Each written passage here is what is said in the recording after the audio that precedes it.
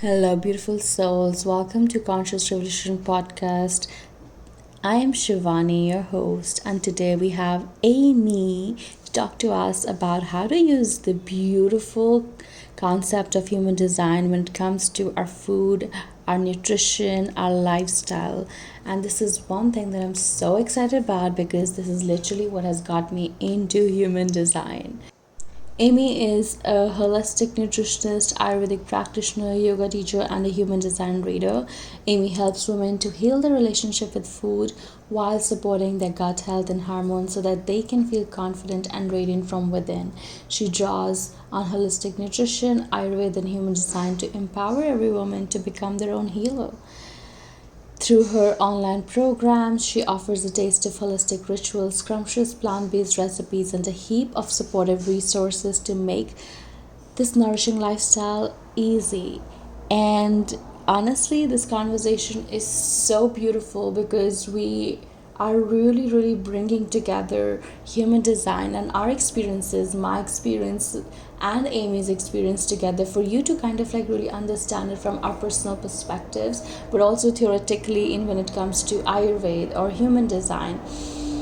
I'm really excited for you to really dive into this episode. Take a pen, take a paper, take a notepad, and really like take notes and really imply it on your life and see how can you really experiment, because human design at the end of the day is an experiment.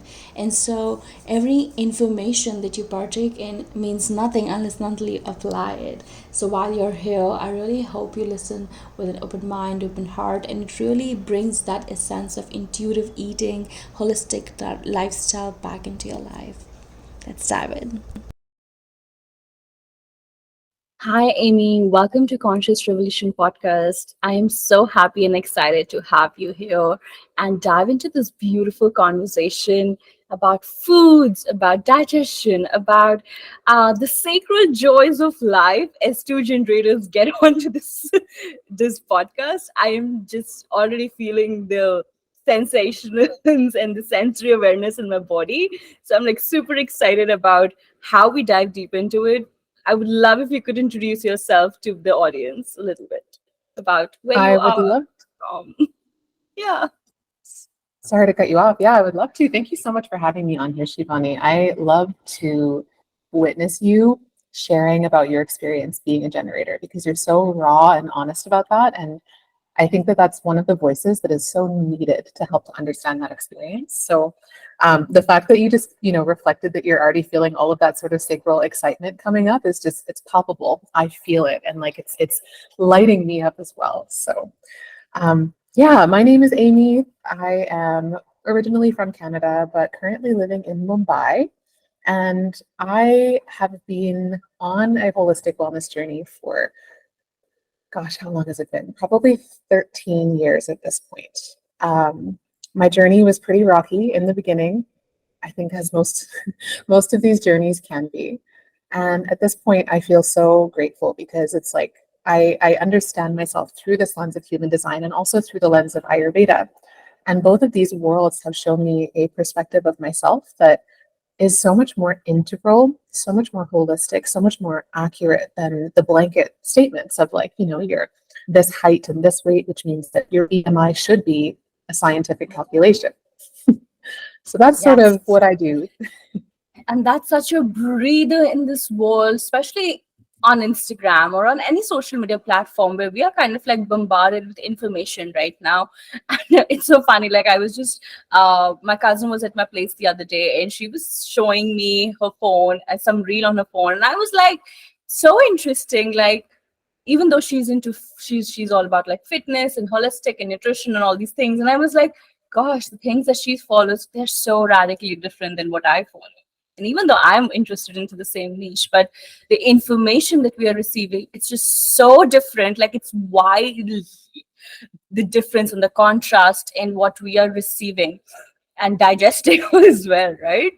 I'm so So curious what yes. that might have been if you're open to sharing. So yeah, she's going through her PCOS journey and she's going through her healing journey as well.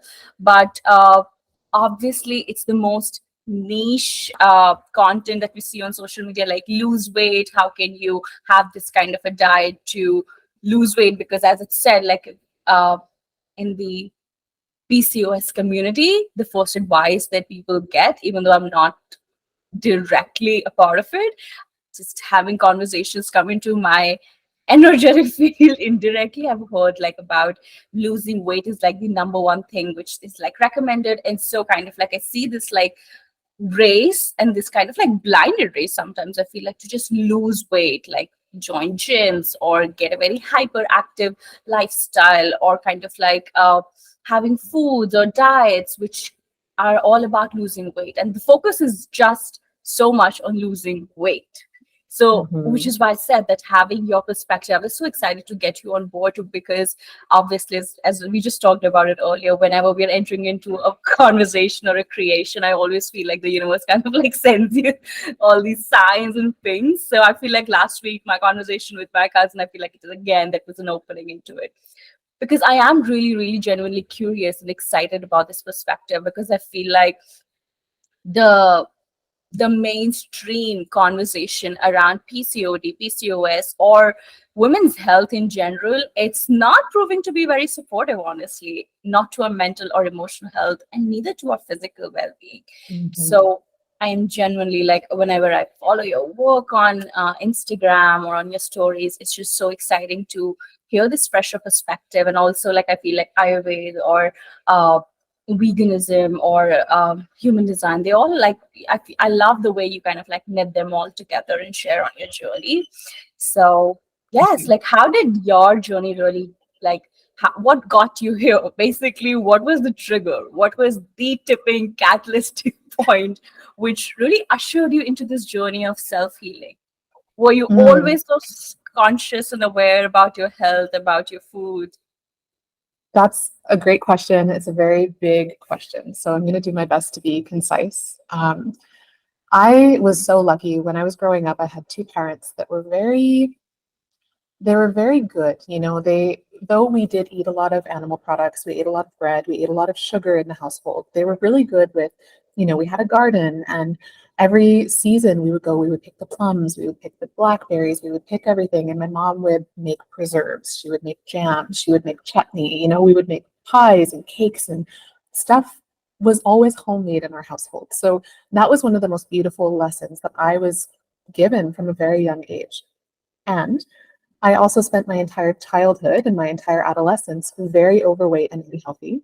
And it finally got to a point where I ended up in the hospital at the age of 21 years old. And it was a pretty rocky experience for me. So, up until the age of 18, I ate all animal products, burgers and milk and everything. And when I was 18, I sort of one day I just looked at the food that I was eating and I said, I don't actually want to be eating animals. I had never wanted to eat animals. When I was a child, I wanted to stop, but in the Western culture, it's eating animals is normal. And so my parents didn't really know how to nourish me according to a plant-based diet. They were afraid that I would, become anemic and that I would become protein deficient and all of those things that we hear sometimes.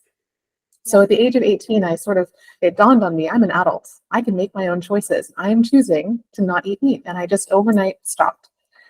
And what happened was I had gone from eating we'll call it the standard American diet, full of processed food, sugars, bread, milk, everything, animals.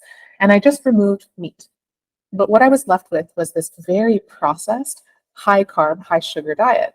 And it took a couple of years, right, from the age of 18 to 21, until as my body was sort of adjusting to this new way, and also without that crucial help, like fats and protein from the meat, right, I just became very ill. And I ended up with an abscess the size of a golf ball on my tonsil and found myself thousands of kilometers away from home. I was tree planting at the time. I got very sick. I ended up in the hospital where I spent 4 days on an IV drip and was told that I needed to remove my tonsils once I had healed. It was a very traumatic experience. I had no family nearby to me. And, I just remember the dietitian coming into the room and saying, oh, okay, so we're going to give you beef stew. And I looked at her and I said, I had to write because I actually couldn't speak. I physically could not speak at that point. And I wrote down to her, I'm vegetarian. And she goes, oh, hmm, I guess we could give you some pea stew. Um, and maybe we'll give you some milk and some jello. And I'm sitting there, 21 years old. I don't really know much about nutrition, but I know that Jello is just gelatin, dye, and sugar. I know that milk is full of pus and hormones and stuff that I don't want to be putting in my body. And, at the end of the day, that didn't sound very appetizing, nor did it sound very healthy or nourishing. In an establishment like a hospital where health is supposed to be the main objective. So I didn't eat it because I just thought that looks gross and I'd rather not. I continued to fast. And then shortly after leaving the hospital, I found myself researching schools. I think I wanted to understand what was really going on in my body because I was vegetarian. I was supposed to be healthy at this point, right? Not necessarily. So skip ahead a little while. 6 months later, I found myself in school to become a holistic nutritionist. And during the first week of school, we started to learn about the gut health, the gut's microbiome. We learned about how to balance the microbiome and the importance of it. And I actually learned that the reason I ended up with an abscess on my tonsil, aside from the energetics, which we'll get into soon, was that I had a gut microbiome imbalance. And every single year I would have strep throat. I would go to the doctor and get antibiotics. I would take the antibiotics and then I would go back into my standard American, minus the meat, way of eating. So this was creating a perpetual cycle where I was never actually repopulating my gut with healthy bacteria to ward off illness. My mind was blown. Suddenly I understood, wow, I have been doing this loop since I was a child. And I can honestly say since 2013, when I was in the hospital, I have never again had strep throat because I understand this key point. So after going to school, I became very rigid. I became very dogmatic in my beliefs about holistic nutrition. I hover between a very scientific mind and a very alternative mind. But the scientific mind loved to understand, what is my body doing when I eat food? What is my digestive system doing? What does this specific food have in it that's going to support me or take away from my health? And I became very rigid in my belief systems until I started to explore yoga. And of course, yoga and Ayurveda are sister sciences. So along with my yoga practice came this understanding of Ayurveda. And suddenly it took me from being really in my mind about nutrition to being in my body about nutrition, to listening to what my body was trying to tell me, to looking at my symptoms with compassion, with ahimsa, right? And understanding that those symptoms are present because there is an imbalance in my environment and my diet. So it just continued to evolve from there. Of course, that has been my area of study, my passionate area for many years at this point. And in 2021, our mutual connection, Kirsten, was the introduction to human design. And human design just added this extra layer of personality, this extra layer of uniqueness. In Ayurveda, we understand that there are 3 constitutions. We have Vata, Pitta, Kapha. And we're always fluctuating between these constitutions, between these energies. And when we add in human design, we get to look at, okay, what dosha is in full expression right now? Which one is imbalanced? And what foods, according to Ayurveda, are going to support that rebalancing?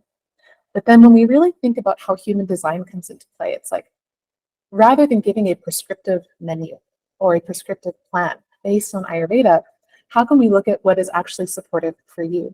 Let's say, for example, you're indirect light. I'm not going to tell you to stop eating later at night if that actually feels nourishing for you. Whereas maybe according to Ayurveda, they would say to have your larger meals earlier in the day. If you're the kind of person who has a more consecutive or alternating appetite, I'm not going to tell you to mix all of the different spices into your food like Ayurveda traditionally would. And maybe I would support you in moving towards having more simple foods and more simple diet with fewer spices. And so it's really just adding this extra layer of humanity, this extra layer that is so uniquely you, and then coupling that with these other ancient practices and rituals.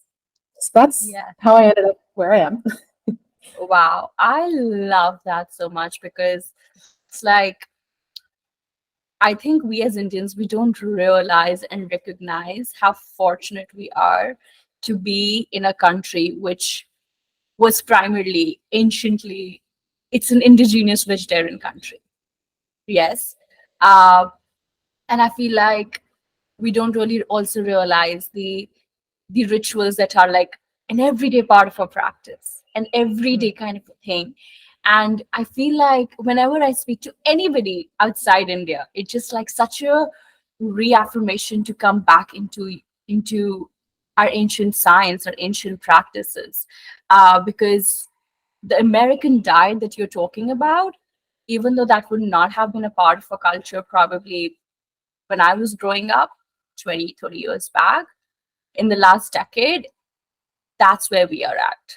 That's where our coming generation is going towards. When I see anybody, the newer families, the new generation kind of like actually moving towards, and it's just a thing like the Eastern culture, we've been just like very colonized, and we always have a thing to pick up things from the Western culture, from the Western foods, diet, fashion, anything which kind of like is a trend there. Like it takes us like we are on it, like after a decade or something, or 20 years later we are on it. So I feel like, I think the conversation that we're having right now, it's such a beautiful reminder to us. If somebody's an Indian who's listening to it, or anybody belonging to an indigenous culture, I feel, and I just described it Ayurveda as well, like very homemade and very uh, like thriving on chutneys and dips and all of these like very holistic, ritual based diet, nourishing diets. They are a part of who we really are at the core.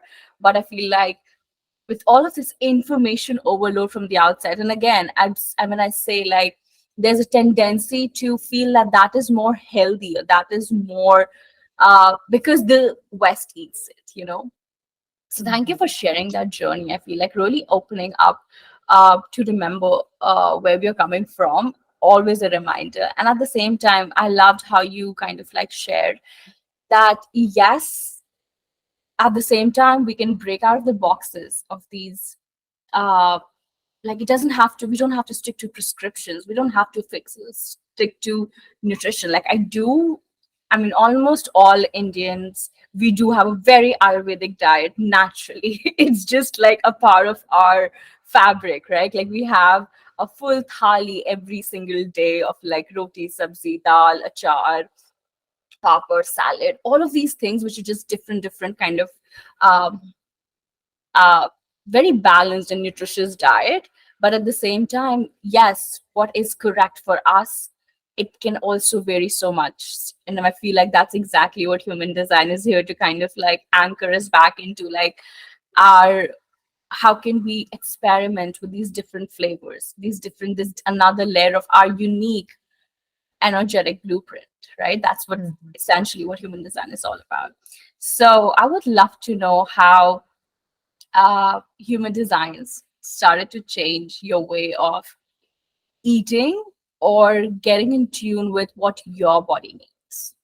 Mm. Again, was it very structural? Like, again, I don't know about your chart, I don't know about your energetics. So, or is it like very intuitive and very like passive? Yeah, no, it's a great question. And first of all, I just want to reflect as a Canadian currently living in India, it is absolutely so integrated into the culture to eat Ayurvedically, which is such a blessing. So I just love that reflection you made, and I wanted to back that wholeheartedly.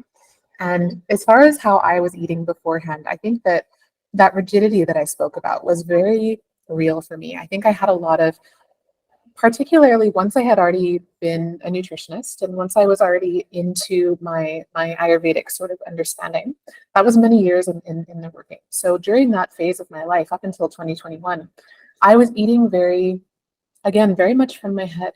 What is this avocado? This avocado is a high fat food. Okay, great. How much of the other fats have I had today? Is that too much fat? I'm also somebody who works out, right? So there was a time, not a very long period of time, but there was a time when I was calculating macros and trying to figure out exactly how many proteins and carbs and everything. And I ditched that very early on because I wanted to be more intuitive. And yet, even during my intuitive practice with food, it was still very much in my head. I know that this is a high fat food. I know that I have a disposition to be in a kapha imbalance. If I eat this right now, is it going to make me feel lethargic? Is it going to make me feel more depressed tomorrow? So even though it was, quote, intuitive, it was still coming from here in my head. And that was Yeah. what human design shattered for me. It was like, wait a minute. Oh my God, what if I just completely ditched this idea of what is this food, what is going to happen in my body, and instead used my authority I'm a sacral authority for anyone who's listening and knows human design. What if I use my authority to, do I want this or that? Or right? And that was the first thing that I started to play with. That was so powerful because what I noticed started happening was that my authority, my body would continuously lean towards the foods that actually would support my dosha in that moment. My body already knew. I removed the mind from the equation. And, as we go deeper into our chart, and I started to realize that, wow, I'm a taste cognition. Cognition, for anyone who's listening here, is one of the deeper layers. And to be honest, when we're talking about these deeper layers, what they're called the variables. I do recommend playing with your energy type and authority first. Maybe do that for a year, maybe even longer if you need it, and then start to get into the variables. But if you have been doing this for a while and you're hearing this maybe for the second or third or fourth time and you're like, that's interesting, what is this? This could be somewhere to play. So the variables are determined by the 4 arrows at the top of our chart. And those arrows pointing left or right determine what our determination, aka our digestion, is. They speak to our cognition, which is like our super sense, our spidey sense. They also speak to our perspective, how we see the world, everything to do with our external world, and then also what motivates us in life.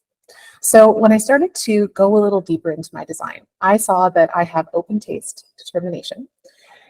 I saw that my cognition or super sense was taste. And then I saw that my environment is markets, external.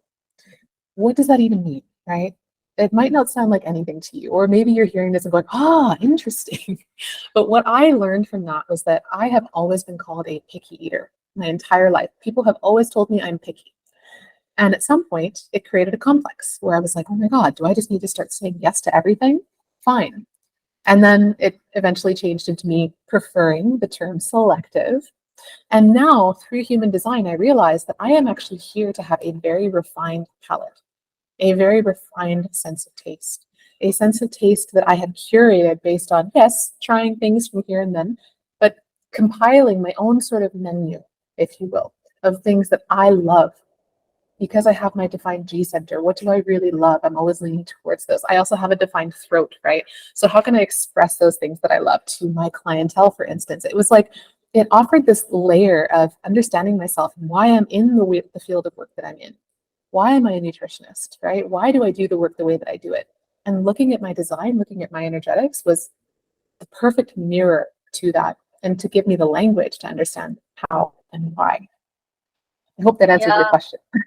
Yeah, it did. And I think would love to kind of like dive deeper into all of those aspects. But for sure, I feel like your energy type and your authority, like even when I am introducing anybody to human design for the first time, I kind of like, I don't know if it's a sacral thing, but I always use food examples. And I feel like I think it's a very well-known thing, like to kind of like, especially when you're speaking to your sacral, right? Like, do you want pizza? Do you want pasta? It's always like it's very food oriented, my coaching sessions or my readings of all of that. But and of course, that also makes sense to have a taste cognition, right? So that's how I experience things in my life and my reality. And I feel like, yes, I feel like using your energy type and using your authority can actually be like the best way to kind of like dive into it or just experiment. I feel like I always feel like human design is such an experiment. Like, do it for some time, try it out, and see how it feels. And yes, and we have like, obviously, like we won't go so much deeper into how many different kind of authorities that are there, but I would love if you could talk about the different energy types and how are they, like how can they play around with their foods, like Mm, what's kind of like their way of diving into what feels more called for me. yeah, based on the energy types, I love Yes, this question. I'm going to start with reflectors because I think reflectors sometimes get forgotten until the very end. But I'm going to absolutely. start with reflectors. So, when we're talking about the energy types, we're talking about the main sort of type. You're a reflector, projector, manifester, manigen, or generator. So reflectors with their totally open chart, right? They have no definition in any of their energy centers, which is it indicates that they are very influenced by their environment and also by the people who they're surrounded by. So when we're talking about food based on the energy types, my biggest thought when it comes to reflectors is like, what environment are you in right now? And how are the people around you influencing how you feel? Because if you're around people who, let's say you're at work, you're at the office, and people at the office are gossiping, and it's just like not a good work environment. And then you go and have lunch, and during lunch, they're talking about your boss and all the things that happen with your boss. And you're sitting there and you're listening to this and you're trying to eat your food. Number one, you might just lose your appetite and not eat. Number two, you might be taking on that negative sort of energy, that negativity, and it could influence how you're digesting your food. The same thing if you're with someone who really lights you up. Let's say you're with a generator who's in their pure joy and they're having the best time of their life and you guys are exploring and having a great day. And you notice that when you're with them, you're eating meals and you're eating consistently and you feel so satiated, so satisfied and good. Pay attention. Pay attention to who you're with and what you're doing and what the conversations are around. And don't be shy to remove yourself. Spaciousness is the most important word, I believe, for the reflector. And the more space you can create between you and the other, particularly when you notice dis-ease, right, or lack of wellness, is creating space so you can reattune to your own frequency. And I know that that's not always possible, hypothetically. If you are in that scenario, excuse me, you can't always just leave, for the day or whatever it is. But even if you can, just say, hey guys, I'm gonna take my lunch 15 minutes later and just get on a different schedule. Or maybe, go to a different restaurant or go find a nice quiet space outdoors, out in a park or something like that. Try to create that spaciousness so that you can really calibrate into your own space and just notice what your metabolism is like. Notice how you digest food when you remove yourself from those types of situations. So when it comes to manifestors, it's very interesting because something I've noticed about manifestors is that they tend to, as manifestors work in these surges and these rest cycles, right? I've noticed from my own observation that a lot of manifestors I speak to tend to eat in that same type of way. So they tend to be the one who eats a lot of food in one sitting, maybe very quickly, and then not really snacking, not really eating after a certain time of the day. And that's, I think, a very healthy thing. When we think about how the energy of a manifestor works in these surges and rests, why wouldn't they want to try and consume food in that same type of way? So rather than being the kind of person who grazes all day, right, and has little bites here, little snacks there, play around with what your energy is actually doing. When you feel that hunger, when you feel that fire, right, try not to get to the point where you're hangry. It's very possible for our manifestors, but when you feel that drive, that ambition, that hunger, that's when you go eat a nice big meal, right? And then notice how your energy softens after that and roll with that energy. Then we have projectors. And fascinatingly, sort of similar to with the manifestors, something I have observed with projectors is this desire to sort of grace a little bit more. And it depends on the type of projector. There are 3 different types of projectors. We have mental projectors, we have classic projectors, and energy projectors. And each of the types of projectors may have more or less definition depending on what happens, right? If somebody is an energy projector, they're going to have a motor defined in their body, which means that they might have a slightly more energetic being. Whereas a classic projector and a mental projector have no motors defined, right? And so they might notice that they're actually like borrowing energy from people around them, and they might need a little bit more rest than the energy projector. But something that I've seen is sort of a common theme is that the projectors tend to eat a little bit maybe more slowly, or maybe they will have a meal and they're going to sit there and they're going to eat while they're talking, and it'll be like a 2-hour affair.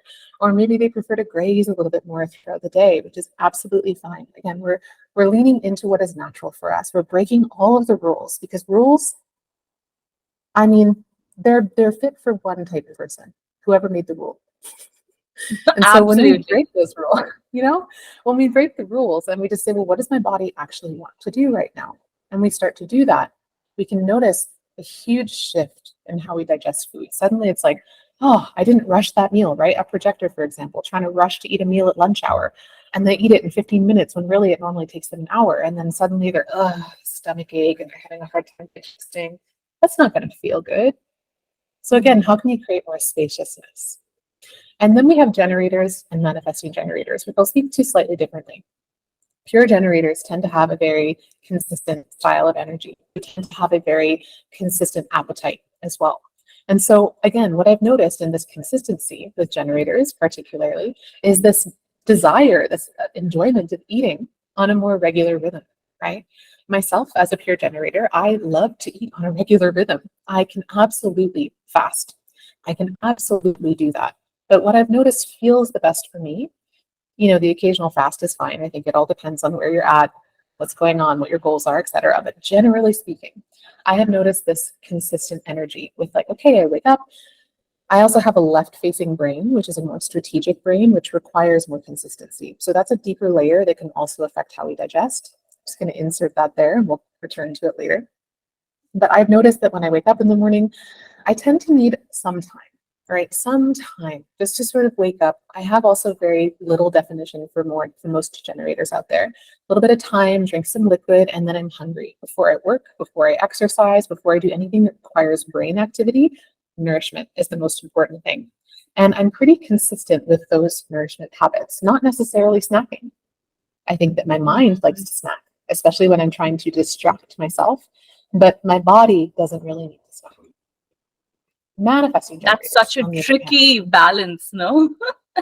it can be. It has taken some time to name, some time to unravel a little bit. The one thing I'll say about that is like a big piece of what I do in my work is understanding our emotional connection with food, and that is it takes a lot of self-awareness. And for myself, what I've really started to notice is like I sit down to a meal, and the first question I ask is, why am I eating? There are no wrong answers. Why am I eating? Is my body hungry? Is my brain hungry? Am I eating because I just had a really uncomfortable conversation with my mom and I don't want to think about it? You know what I mean? There's different reasons. And if we just go into it with loving compassion, like there's no wrong answer here. Even if it is, I'm avoiding something emotional, that's okay. Thank you for acknowledging it. Thank you. We continue to eat the thing. And we do this every time. And over the course of days, weeks, months, and we start to recognize patterns. I'm eating again because I've noticed that I'm avoiding something. Interesting. Suddenly we go from compassion and still eating to compassion and maybe finding something else to do instead. Maybe I'm going to go write about this. Maybe I'm going to call a friend, right? And we start to create new neural pathways in that way. Yeah, So this awareness has slowly started to sink in. I'm sorry, just to wanted to like share a little bit around this because have started to notice like how so many times I feel like I need food and I'm like, okay, what should I eat? What should I eat? What should I eat? And actually, what I really need is something else. And I think that's just such a beautiful kind of like it also makes sense because I have an emotional authority. So the feeling and food connection for me, it's like super, super strong. And I think that's also people dive into emotional eating. Uh, yeah, just wanted to add there. no, I love that you said that. And I think that, whether we are emotional or not emotional, because as an emotional, right, like you're feeling something constantly. You're always riding this wave of emotion. And if we were never taught the tools, if we never learned the tools to actually process emotion, we try and mask them.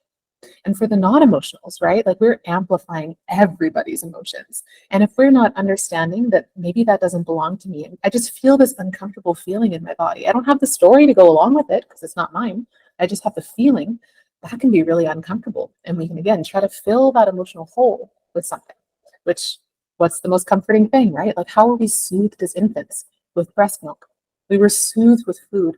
Most of us were taught, oh, you're upset here, take some food. Oh, if you're good, we'll give you some candy. You can have some ice cream. You can have, so it's been pedestalized for so many of us. And it's really just that deconditioning that we talk about so frequently in the system. Yeah, I love that. Yes. And so just finally, I want to speak to manifesting generators. And mani-gens, my God, I love that manifesting generators are so like here, there, everywhere. You've got so much on the go all of the time. And when we translate that type of energy of like focused on multiple different things and loving them all, how can you do that with your food, right? How can you energetically approach your food in that way? Manifesting generators might have the higher metabolism, which means that they might require more food rather than the 3 square meals a day, which I don't necessarily subscribe to that. But rather than that, they might be the 5 meals a day kind of person, right? Smaller meals. They might be the kind of person who has a little snack in their pocket all the time because they're like using so much of their energy on all of the stuff that they love that they actually need to fuel their body more. So that's my approach. I've seen this and I've been witnessing this, and it's been pretty accurate to date. I would love to hear your feedback and if that feels resonant for you as well, Shivani. Yeah, like when you said like having some snack in your pockets, that just reminded me how in school my mom used to give us like these dry fruits in the morning, and I would, instead of having them or even having them early on, I would just put them in my pockets. And if I would have an exam, I would literally sneak them out and have just like a little bit of almonds or some cashews. And I don't know what was so fun in it, but now I get it. Like, obviously, it was just like, especially like sitting 3 hours on a desk for an MG. Oh my God, I don't know how I did that. And people used to be like, "Why are you so funny when you're writing examination?" Because it's just so boring. Because I would just like look out of the window, or like have like Mm-hmm. thank God for those snacks, or just like, of course, I would like write a lot. And yeah, like it just like kind of like really like makes sense for a manifesting generator way of like operating in the world, right? Because it's not linear, it's not in that one direction. As you said, it's not like 3 meals a day. And of course, that's how I have lived, eaten all my life. uh, but for sure, I have like these. And I also kind of like, because manifesting generators are a hybrid of generators as well as manifestors. So when you talked about the manifestors and you said getting hangry, I feel it, and I have been feeling it more, I think, ever since I have unraveled and sink deeper into human design, particularly this year.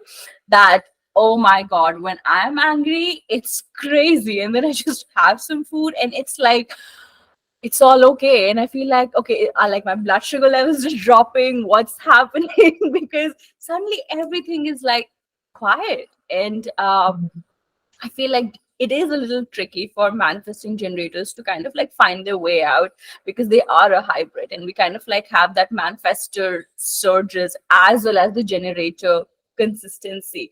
So I feel like just thinking of it in terms of like food, or the way we, I think, kind of like eat, it does make sense. Because yeah, there are times when I have like eaten a lot in one go, and then most of the time I've fallen sick, like especially as a child, whenever my mom tells me about that. uh, and frequent eating is something which is not very promoted in my house, because it's like, even though you do have snacks, but it's like not so healthy. It's like, uh yeah, like and as you talked about the being rigid or having rules, like even Ayurveda says like just have your biggest meal in at 12 o'clock and that's it. And that's something which even though my entire family follows, and they've started to follow that like more strategically in the past 5 years, but I could never subscribe to that, because I'm like, I will be hungry. Okay, I can't. And I think that's why fasting is also something which is so difficult for me, even though so many of my friends would do Navratri fast and all these, like, in India, we have just too many fasts. But for me, I feel like even when I did Navratri fast this time, I think for the first time in my life, all 9 days, it was not like a fast where I'm not eating anything. It was like a fast where I'm eating both the times, but I'm eating like more Navratri appropriate foods, which are like gluten free and yeah, like all those things that you have in Navratri. But yes, like I feel like there, when you said you're a picky eater earlier, I could just, and I've heard this time and again about, I know I'm jumping into cognition, but hopefully we'll open the conversation there. Yeah, of course. But yeah, I just felt like I've never been a picky eater. I've actually been, uh, growing up, conditioning, I believe. I was the good child who would always have, like, I have the cleanest plate. Like my sister's plate is a mess. I hope she doesn't listen to this. But mine is just like so clean. And it's like if something's on a plate, I would always finish it. It doesn't matter, because I've literally had episodes in my childhood where I just cannot eat it, but I would still stuff it because, oh, I'm supposed to have whatever I have on my plate.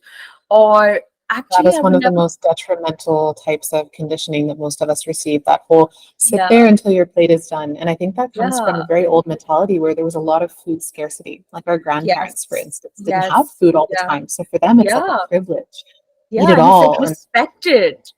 mhm, Yeah, you don't know, people don't get food for all. And of course, living in India, we see that reality and we really completely honor that. But of course, we also see the contrast of it. And I think right now, wherever we are in our world, and I feel like specifically in India, we really have, like, the COVID was, I feel like, such a place of contrast where we were going through a pandemic essentially, we were going through a scarcity essentially, and at the same time people's pastime was literally to cook 5 different cakes or desserts or stuff in the day. Like, that's literally, like, in my house there was like a new dessert every day. And I was like, what's happening? Are we in a pandemic? Is it a scarcity? Is it like something that is like, like back in the day we would have like droughts or famines and we wouldn't have food, and this pandemic was like the complete opposite. People have like eaten like we've never eaten before. Again, I understand, like, when you're scared, when your nervous system is so overstimulated, it always goes to what's safe for you. And as you said, that's the way we've been soothed for growing up. So yeah, coming back to it, like, I've never been a picky eater, but now if I think of it, now that I'm thinking more into my design and I'm embracing more of my MG ways of being, I'm actually seeing I have this little child in me who is like, I don't want to eat that, I want to eat that, no, I don't like that. And there are times when I'm like seriously getting angry when I'm like, I don't want to have that. Why is that today? Or why don't you know what I like? And these are the things which actually never bothered me before. Perhaps I was too disconnected from my food, from my sacred, from my body. And now it's all kind of like really coming up, which is obviously uncomfortable for me, for people around me, because it's never been me. But it also makes me realize how important food is for me, how important the correct way of uh, eating or digesting or having food is, like, really important for me. Like, it's not just about healthy food, it's also about tasty food.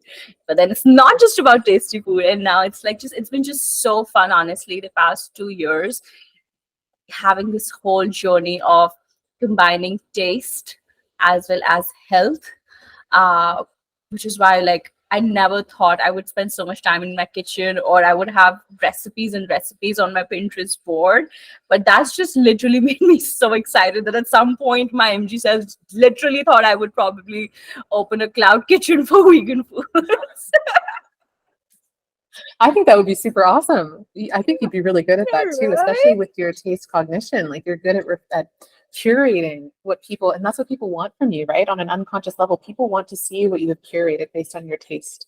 And you know what you've Hmm. mentioned before, Shivani, about how there are things that you used to continuously eat that didn't bother you, but now they do. And I really believe that the more attuned we become with our body, the more we're like, wait a minute, that actually doesn't feel good when I eat. I actually don't want to put that in my body. Like, why? Yeah. Why? You know, and I'm not surprised that you're meeting that frustration and that anger when you're continuously met with something, and especially when our family, right, the people who are closest to us, our friends, are like, but you always used to do this. You always used to Yeah. eat that.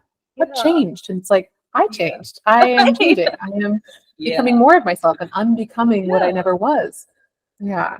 Yeah. And sometimes I do feel like or because of course you can't go, and I think it always happens whenever you're healing those inner child aspects of you, especially when you're living with your parents. I feel like it just shows up so loudly, as compared Yeah. to probably when you're not spending time with them, right? But in this way, like, I have been seeing, like, oh my god, it's like sometimes I feel like that anger, it feels bad because it just went too loud and too irrational, because of it's coming from all the times when I did not speak out. It's coming from all the times when I didn't honor that truth within me because I wanted to be the good girl or the good kid or the good elder sibling who is very proper and wise, and like, they do things the right Agreeable. way. Mhm. Yes, yes. And now a lot of those things start to kind of like, obviously, whenever you become aware about your energetics, it's not a comfortable journey, because you start becoming like aware of the things which you were really okay with. So I would not say even uncomfortable, it's convenience. It's not convenient. And which is why I feel a lot of people kind of like get scared. And I totally understand the fear. I totally understand uh the sense of inhibition that they feel into fully diving into a new study, a new practice, a new information. I feel as well. Like, well, some of us are like super excited to go into it, but I do feel like some of us are also like kind of like, oh, should I like really get into it? Is it okay? But I feel like again, your body will always tell you if it's time. Uh, or your depending on what authority you are. But yeah, at the end of the day, I feel like we all are connected to our bodies, right? Doesn't matter actually either way. So yes, like I'm just so happy that we're having this conversation right now, because I'm sure it's giving a lot of people these pings, whoever is listening to it right now, to be like, ah, I did things this way because I thought I should, but is this something that I would want, that I would Mhm. desire? Yeah. So Mhm. thank you so much for sharing, and kind of like love putting the pieces together. Uh, how would you kind of like think that uh, working out, or uh, as you said, you're big on workouts, and I see you being in the gym even when you're traveling and stuff. So, and that's something which I have never vibed with. That's something I haven't been to gym, and it just doesn't feel good to me. Like it's like on an ick level for me. But I do have this like a lot of this kind of like shadow, which is like I should, I must, everyone does. You need to, blah blah blah blah blah. And especially kind of like have, because I've had a lot of health issues as well. At sometimes there is, I think, like now I understand so much of it has been emotional for me, but Mhm. there's this pressure and conditioning somehow to be like, it's because you are not working out, it's because you are not doing this, da da da da da. So it's been food and then it's working out. So I would love if you could probably talk about the way we work out, the way we expel energy, the way we move our bodies, like how can we align with that through our energetics. Mm. You know what? I completely get not vibing with the gym. I never used to see myself as somebody who would go to a gym. I was like, gym people are crazy and there's too many bros and like, ugh. I totally get that. And like, power to you for honoring your sacred yes or no. I think that that's number one. Like, what is your body leaning into and what is it leaning away from? And my mind is going to so many different responses to this question. Like, what is the viewpoint on exercise and on movement? Because, of course, one crucial fact of humanity is we need to move our bodies. We need to move our bodies. What is not a fact is that you need to go to the gym. That is a cultural conditioning. And so the Absolutely. fact is, right, you need to move your body, absolutely, because we need to stay mobile and limber and move our joints and build strength and be able to release through our skin, right? Our skin is our largest detoxification organ. Sweat is necessary for us to detox and purge through. So like these are all very important key factors. How you do that, now that's totally up to you. So, again, if we're thinking just energy types for a moment here, like that big energy type, I would say reflectors. Maybe you're going to wake up one day and you're going to want to do martial arts. Maybe the next day you're going to want to dance. Maybe the next day you're going to want to just stay in bed. Maybe the next day you're going to want to go for a hike. Like, I find that reflectors are designed for that surprise and delight of life. So again, based on where they're at in the lunar cycle, based on what environment that they're in, based on what's exciting for them in this moment, they might really bounce between one or a bunch of different things. And same thing with mani-gens. Because mani-gens have so many different interests all the time, I would say lean into what is alive right now. What is giving you that, right? Maybe you are targeted on Instagram for a dance class, or Oh my maybe God, that's just too correct and on point right now. Because I literally told my sister the other day, okay, my emotional authority has taken almost a year of this particular woman. She's from my school and she runs these sexy chair dance workshops. And I've been like, I go for it. I've even subscribed to her WhatsApp and everything. And every time there's a new workshop, she doesn't. Yesterday, I was like, okay, I have made my decision after 1 year. I'm going to go for it. And it was sold out. I was like, oh why man. don't people understand there are emotional authorities in this world who don't at least 3 days to make a decision. But But now you know yeah, for next time though, right? So now yeah, your decisions yeah, are made, and it's a next time, yes. Yeah, yeah. like that was just But so on point because it just pops up every single month, and I'm like, yeah, I'll go. No. I love that you just said that, because especially for all of my emotional friends out there, like, oh my goodness, that might be something. And so for reflectors too, right? Reflectors also do take some time for the big decisions to be made. Big decisions in relationships, energy, finances, environment change, all of that, careers. When it comes to the big decisions in life, and if something like joining a class is a big decision, whether it's financially or time, like energetically, time wise, absolutely, you're going to take a little bit more time to do that. And just like what you said, like sit with it. And once you have that yes, trust that that certainty is going to magnetize what it is that you're looking for. Maybe she's going to do a second workshop this month. Maybe the next one's going to be on like 50% sale. You know what I mean? Like there's something about that certainty after waiting that is so beautiful and magnetic. So I want to invite you into that level of trust. And back to like the types of movement, like you said, the dance, that chair dance, that sexy chair dance is something that's going to allow you to tap into your movement, your femininity, and it's probably not going to feel like exercise because it's so fun. And I think that that's going to be steps ahead of going to the gym for you, because going to the gym is only going to create frustration and anger in your body, resistance, especially if you don't make it to the gym even though you wanted to go but you just couldn't get there because you're like resisting going. That's going to also create anger. So if we remove the resistance, right, if I tell myself I'm going to go to the gym 5 days a week and Monday comes around and I'm like, I don't know, like I'd rather not, but I make myself go. There is nothing worse for a generator and a manifesting generator than getting really good at something that you do not like. That is the worst venom.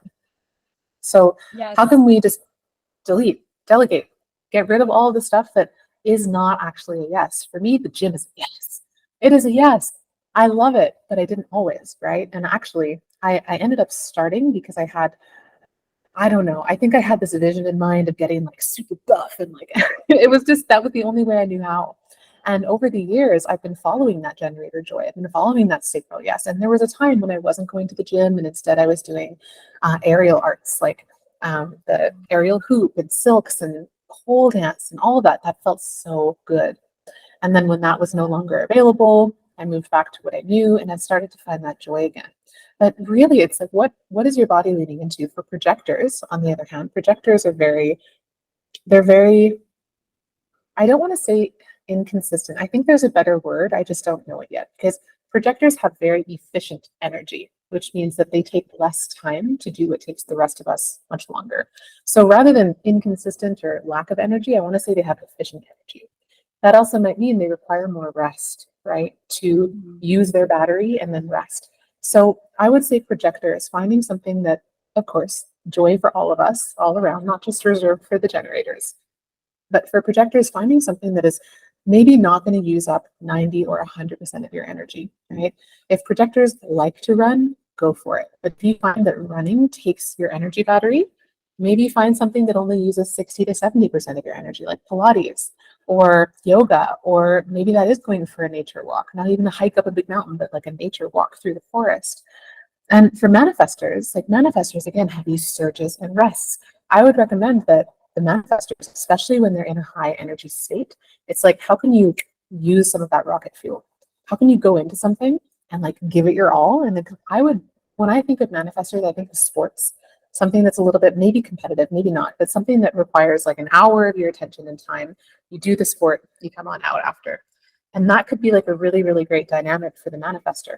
So, of course, these are examples. If you're listening to this and you didn't hear yourself in one of those examples, I'm going to trust all of the listeners to use your inner authority and apply what I'm saying to you in your specific life, right? I can't know everyone who's listening to this and what you're actually interested in. But what I can say is that when you really listen to what is my body leaning into, and this goes for all of us, right? Because manifestors, projectors, reflectors, you are also going to lean in and away from the things that you don't like. It might sound differently if you're ego driven, if you're splenic driven, if you're lunar authority, it might sound different than but you're still going to have that expansion and contraction capacity. Yeah. And I think as a manifesting generator, and having a sister who's a generator, I think we do have, I feel like, more different, like we are multi-passionate and we are going to probably get over things faster than probably a generator would. Like I remember joining this yoga class, I think 3 years back, and it was really fun. It was really exciting in the beginning. And then my sister also joined in after a couple of months, and it was so good and so great. But then the pandemic happened, so the classes shifted online.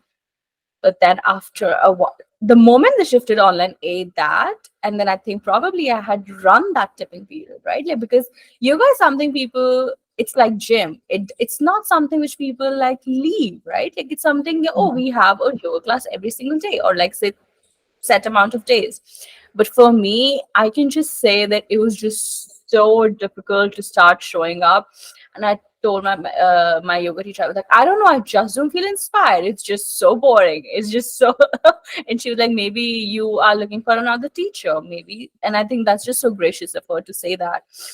But I realized that actually I wasn't looking for another teacher or something, but I had hit that space where like it's done, like whatever I had to get from this practice, we were doing ashtanga, it was done.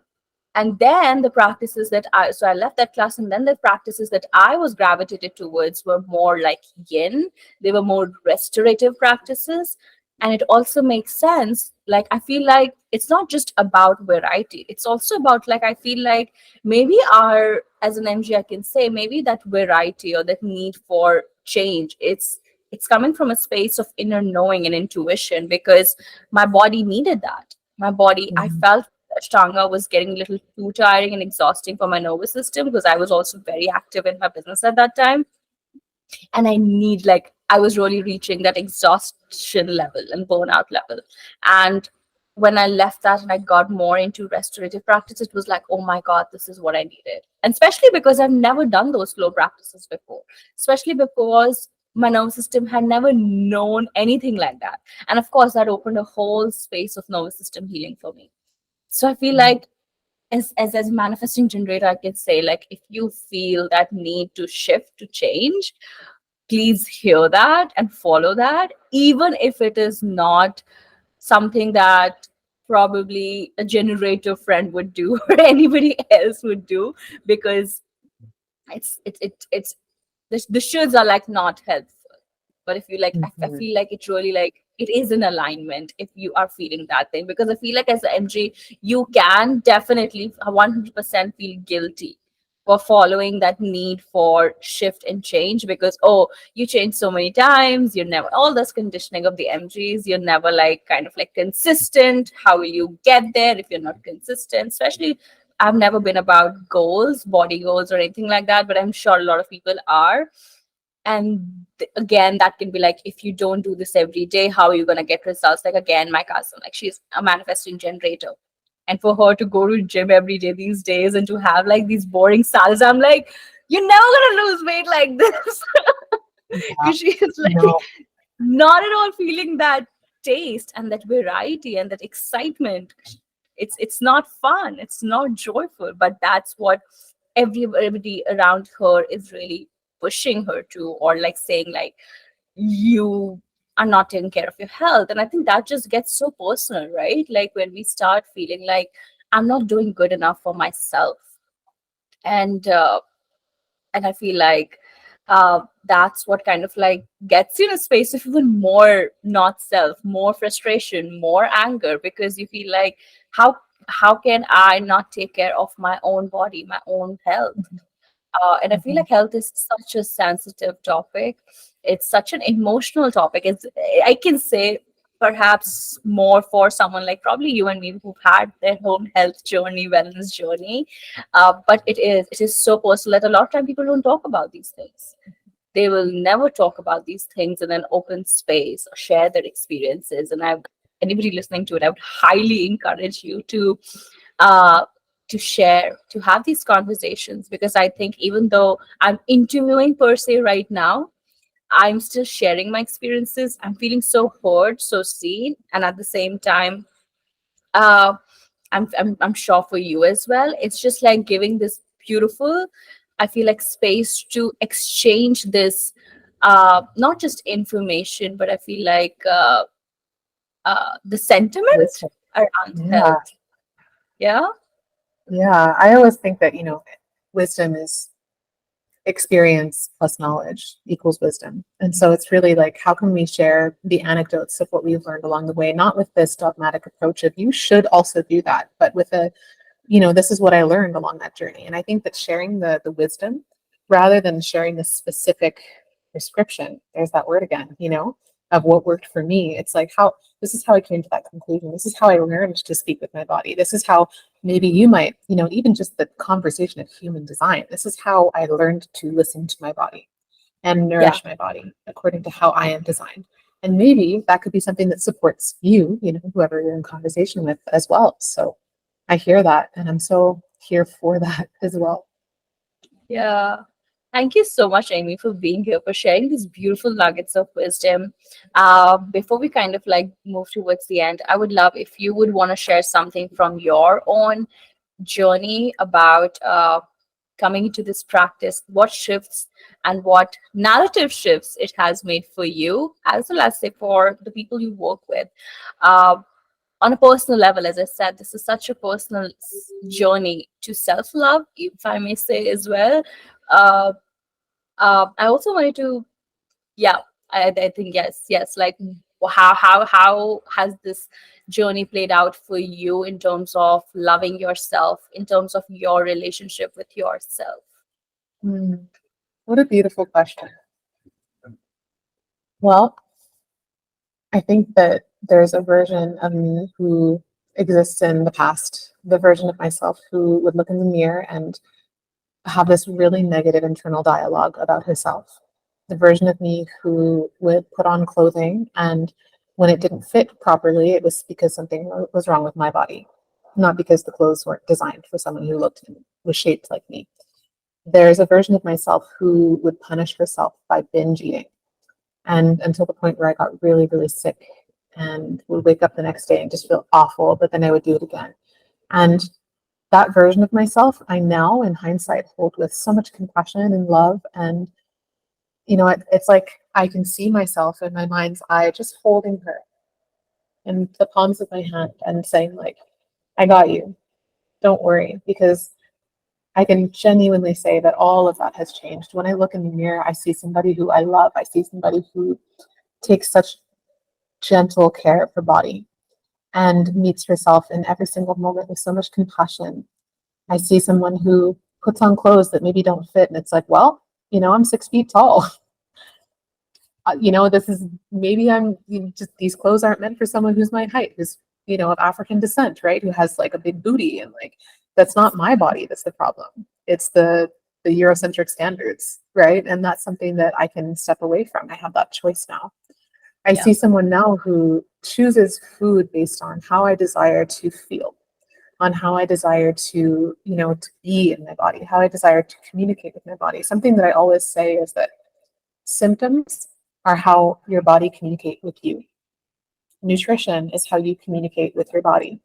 And if we understand this open conversation, anytime that I experience symptom, let's say acne or hormonal imbalances, right? I get to my period every month and it's like horrible PMS or, bloating, gas, digestive issues. And we meet those with compassion. There's that word one more time. I think it's so important. It's like, okay, thank you, body, for communicating that something's not right. How can I feed you? Whether that's with food, whether that's with environment, whether that's feeding myself with information, whether that's feeding myself with information detox, like whatever we're feeding the self, nutritionally speaking. Nutrition is a holistic word in my mind and my world. How can I feed you so that that symptom is rebalanced and brought back into homeostasis? So those are the biggest shifts that I've experienced for myself. And yeah, I hope that that translates It well. does. Wow, I don't know how did we arrive at such an emotional ending, but I could just feel how strongly you felt through whatever you shared with us right now. And thank you so much for sharing with that wisdom, with that presence, and I feel like with that honesty, because I feel like anybody who's doing this kind of work, it takes so much of courage to not just be an advocate of your experience, but to also share these tools, these resources, this. And I feel like more than tools and resources, it's the embodiment. It's been your journey. And it's like, as I said, you're an advocate of that journey. So sharing that so candidly and honestly, it's just so empowering to just to even like see as somebody who is like on the other side as well. So thank you so much for doing that. And yes, anything that you would want people to leave with, in terms of like how can they start this journey? How can they start to dive into this energetics? And of course, if there's any way that they can work with you, or they can get to into your body of work, yeah, please share.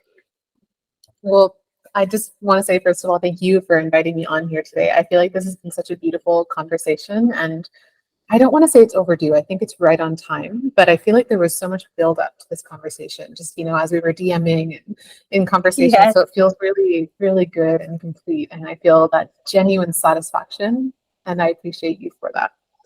And as far as, yeah, where to get started, I think that one of the most important things we can do is, first of all, start to look at what are my actual wellness goals. So I'm a holistic nutritionist, Ayurvedic practitioner, human design reader, yoga teacher. Those are my titles. But at the end of the day, I'm a holistic wellness coach, if you will. So I will never say that it's only your diet that's wrong. I will never say that it's only the food you need to change. Really, there is so much more to it. So the first question that you want to ask yourself is, what am I doing right now, nutritionally speaking? And again, when we use that word nutrition, in my world, it's holistic. How am I feeding myself information, conversations, emotions, like all of this stuff? What am I feeding myself now? And do I love it? It's that simple. Do I love eating keto? Do I love doing raw juice fasting? Do I love eating cheese puffs every day? Like whatever it is, you know what I mean? And if you don't love it, attached to that question is, do I love how I feel in my body? I think that's also very, very important. And if the answer to one or both of those is no, then that's when you know it's time to change. If you're listening to this and you're like, I love the way I eat and I love how I feel in my body and I feel great and like my hormones are balanced, my skin is great, I'm so happy for you, and you're probably already living in perfect alignment. For now, things can change, right? Because the seasons change, our environment changes, all of that changes. But when the answer to either of those questions, how you feel about your nutrition and how you feel in your body, are not a yes, if you don't feel good, then I would recommend starting by stopping what you're doing.